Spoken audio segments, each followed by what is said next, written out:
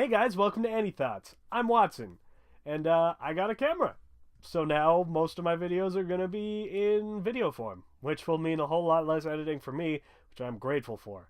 So let's get started. Alright, so first off, the show that I've been talking about constantly for the longest time, we got the pilot's love song.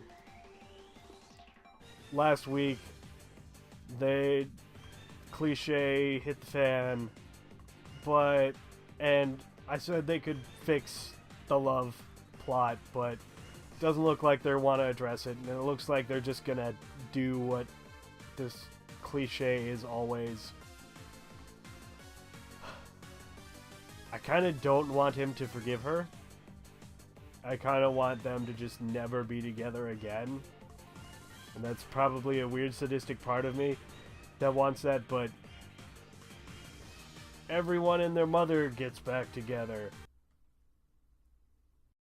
Everyone who ends up being in this kind of cliche story ends up getting back together again after this dumbness.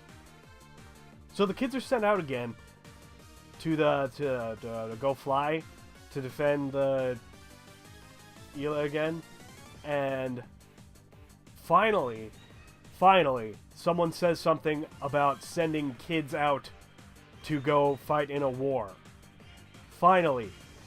That was the only thing that I said was good about Arpeggio of Blue Steel back when it was airing last year. It was only that they were kids fighting in the war and no one seemed to care. But it wasn't that they were out there just to fight in the war. They were on their own, seceded from every nation, just out there doing whatever they want. That's a whole lot better than just being like, alright, we need all the kids to go fly and kill themselves. Cause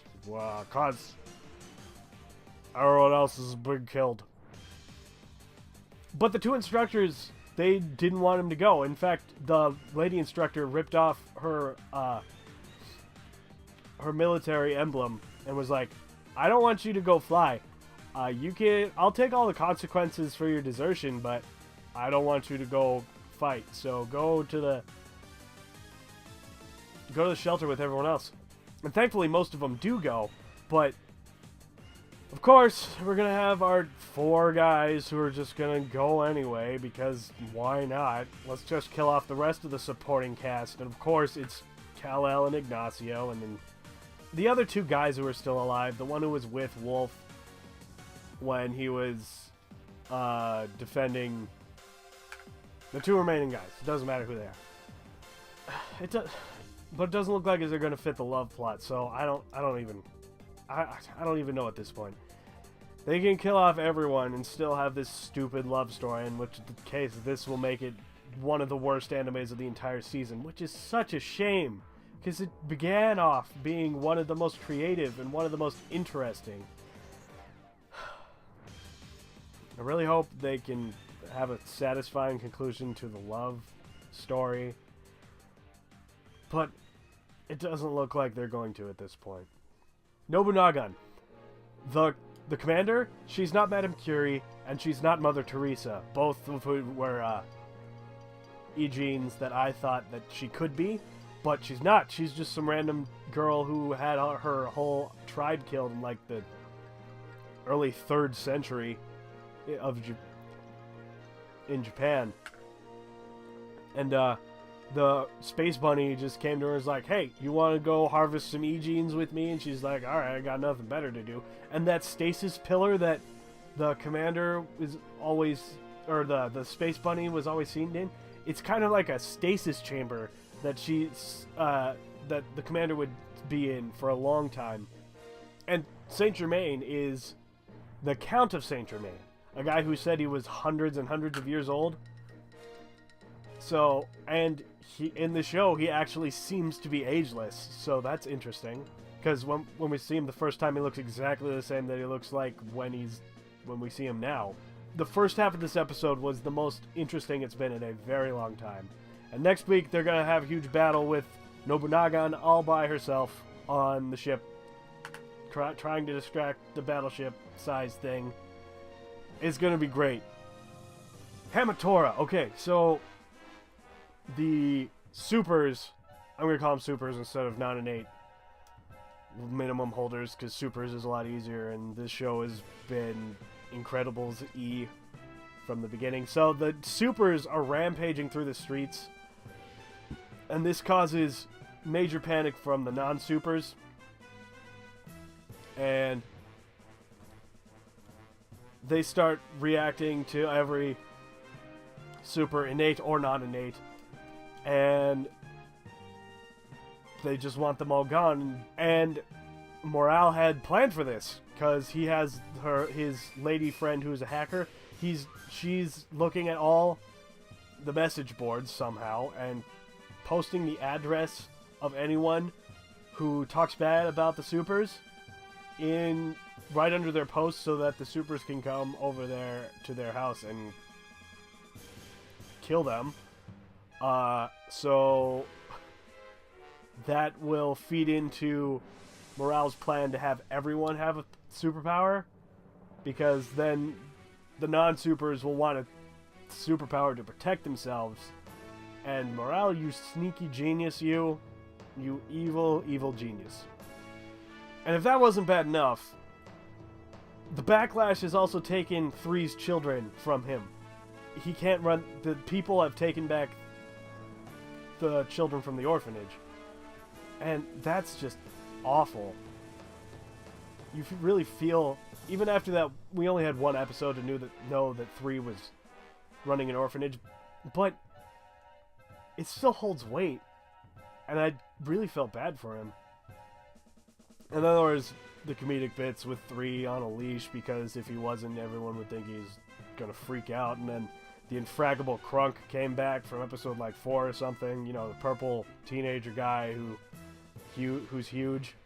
He came to Hamatora and wanted some advice on how to get back to his normal body so he could, you know, go on dates and stuff. Hajime says that you should go on a diet, and I'll go on a diet with you, because Birthday just called me fat. I think I would have preferred this episode to be a little less comedic than it was. But next episode, we're going to have Nice facing off with Morale on top of a building, so, you know, it's going to be great. And Hamatora is turning out to be one of the better shows of the season, and I'm really glad I kept with it. Last one today, guys, Kill la Kill. If you've been watching my videos for long enough, you know that I didn't like Kill la Kill until I got to episode 4. And I really, really didn't like it for the first 3 episodes, because it was just gross and making jokes about being naked and showing full boob and stuff. Episode 4 was a lot better, because we had a lot more Mako making jokes that didn't have to do with boobs and being naked. And even though there were still some there, it was really more that Mataro and his dad and his dog are all gigantic perverts. And that's better than just having boobs flap everywhere on younger girls. And I know the age of consent is different than Japan, but still, I'm not a huge fan of that. And then last week happened with Ragyo straight up groping Ryuko, and I'm over Kill la Kill. It really didn't have one specific time. There wasn't really one specific instance where I was just like, I'm not going to watch this anymore. Because I'm still going to watch it, because there's only 2 episodes left. I'm just over all the jokes. I'm over all the sex. I'm over all the nudist beach. The only thing keeping me watching is that Mako has her uniform, her 2-star Goku uniform back, and she's going to kick some major butt. It's going to be awesome, but it's going to be sandwiched in between some boob flaps and some butt shots and some Ragyo doing something extremely disgusting. But Mako's hilarious. Well, that's enough for me. You guys should subscribe, because I'm going to have more stuff posted here. And it's going to be more stuff about everything. Well, 3 to 4 shows that I'm watching during the week. And I won't be talking about... That's not all the shows I'm watching. I'm a weekly watcher. I'm a seasonal viewer. I watch whatever I feel like watching in the season, and it just keeps going from there. So, if you want to see more of me talking about the shows in the season, you should subscribe. And you should leave a comment, because that always helps. And you should leave a like, because that also always helps. So, I'm Watson, and this has been Any Thoughts. See you guys next week.